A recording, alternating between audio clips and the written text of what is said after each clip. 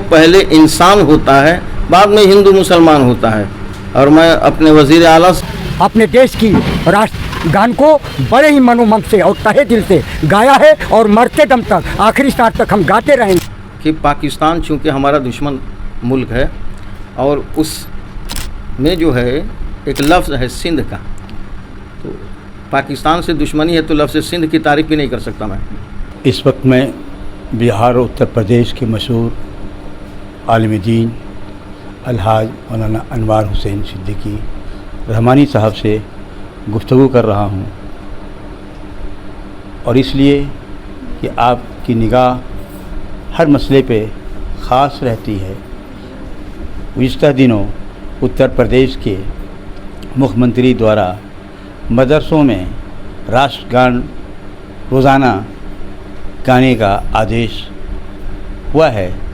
इस सिलसिले में एक मशहूर आलिम दीन का क्या ख़यालात हैं, मैं इस ख़ुसूसी तौर पे जानने के लिए पहुंचा हूं। अब आप मुझे लाजा फरमाइए। जी, राष्ट्रगान की जो आई है जी बताएं। आपका क्या कहना है? देखिए, हमारे उत्तर प्रदेश के वज़ीर आला का ये आदेश है, हम उनके आदेश का इस्तक़बाल करते हैं, लेकिन मैं उनसे एक गुजारिश भी करूँगा कि पाकिस्तान चूँकि हमारा दुश्मन मुल्क है और उस में जो है एक लफ्ज़ है सिंध का, तो पाकिस्तान से दुश्मनी है तो लफ्ज़ सिंध की तारीफ़ भी नहीं कर सकता मैं। उस लफ्ज़ को हटा के उसकी जगह कोई और चीज़ सेट कर दें तो हम उनका इस्तेमाल करते हैं। हमारे वज़ीर आला हैं और वज़ीर आला का लफ्ज़ बहुत ऊंचा लफ्ज़ है। हमारे उत्तर प्रदेश के वज़ीर आला उसको समझने की कोशिश करें, और वज़ीर आला के साथ साथ एक महंत भी हैं, साधु हैं। साधु संत का काम हिंदू मुसलमान नहीं है, उनके सामने पहले इंसान होता है, बाद में हिंदू मुसलमान होता है। और मैं अपने वज़ीर आला से ये भी कहूँगा कि आप हिंदू मुस्लिम मंदिर मस्जिद इन सारी चीज़ों से ऊपर उठ कर के काम कीजिए, और मुसलमानों के लिए अगर एक कतरा आप पसीना बहवाइएगा अपना, तो मेरा ये दावा है कि हम आपके लिए पूरे जिस्म का एक एक कतरा खून बहा देंगे। लेकिन हमें अपने करीब तो करने की कोशिश कीजिए। हर जगह भड़काऊ आपके लोगों के नारे लगाए जा रहे हैं, इस पर लगाम खींचिए।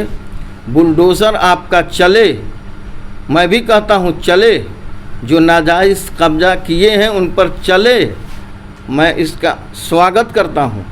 लेकिन मैंने ये भी देखा है कि एक ठेले पर गन्ना बेचने वाला बेचारा गिड़गिड़ाता रह गया कि 80,000 का मैं ले कर के आया हूँ, कहाँ से भरूँगा, एक नहीं सुनी गई। तो आप महंत भी हैं, वज़ीर आला भी हैं, एक साधु का काम है किसी के दुख दर्द को समझना, सुनना, उसके बाद फ़ैसला करना। और आपके लोगों ने बेदर्दी के साथ उसकी पूरी मशीन को बुलडोज़र के ज़रिए फेंक दिया।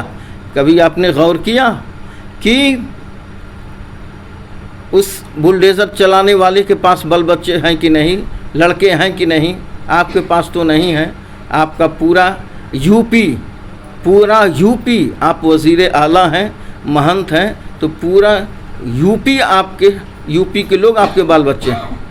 तो दुख दर्द समझने की कोशिश कीजिए। आप वज़ीर आला हैं, किसी की आह ना लीजिए, इसलिए कि जब आह निकलती है तो उससे आदमी बचता नहीं है।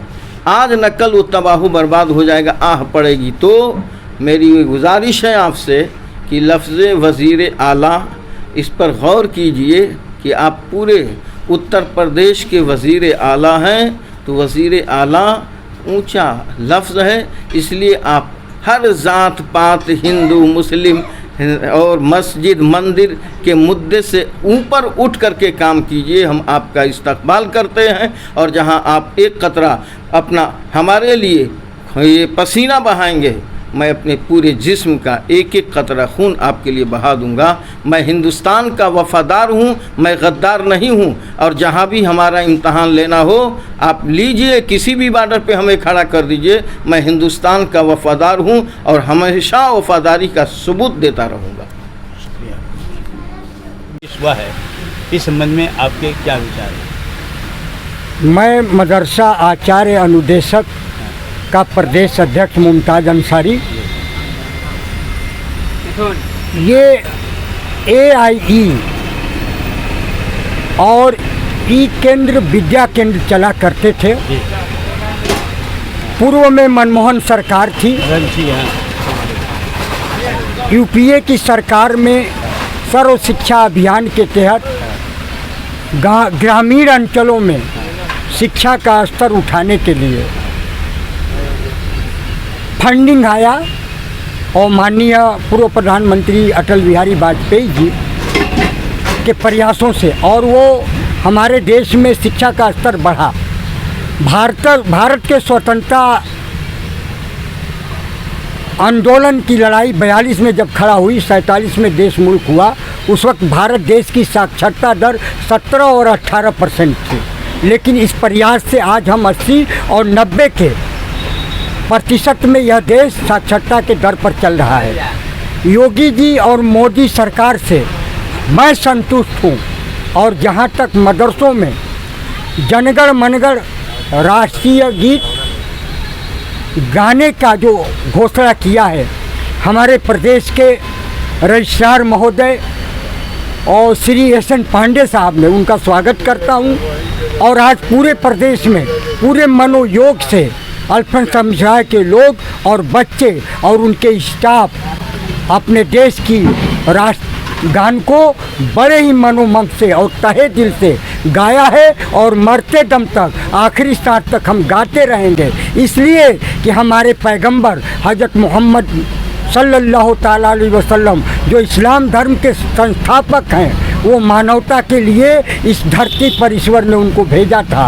और इससे प्रेम, भाईचारा और अपने देश प्रेम की भावना उत्पन्न होती है। इसलिए राष्ट्रगान हर जगह बड़े सम्मान पूर्वक हर एक भारतीय नागरिक को पढ़ना चाहिए।